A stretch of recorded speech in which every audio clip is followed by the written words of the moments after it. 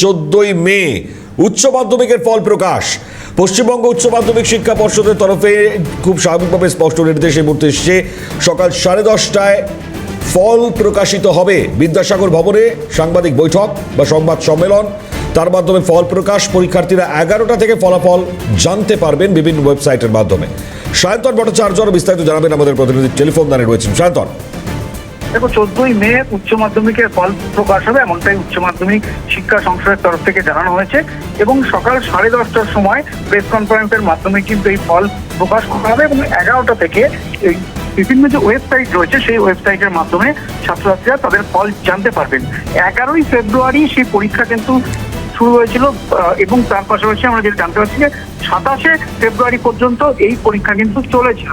অর্থাৎ এই 27শে ফেব্রুয়ারির পর 14ই মে অর্থাৎ নির্বাচনের ফলাফল প্রকাশ হওয়ার পরই মাধ্যমিকের রেজাল্ট 8ই মে, তারপর 14ই মে উচ্চ মাধ্যমিকের ফল প্রকাশ হবে, এমনটাই কিন্তু সংসদের তরফ থেকে জানানো হয়েছে। মণিময়, ধন্যবাদ সায়ন্তন।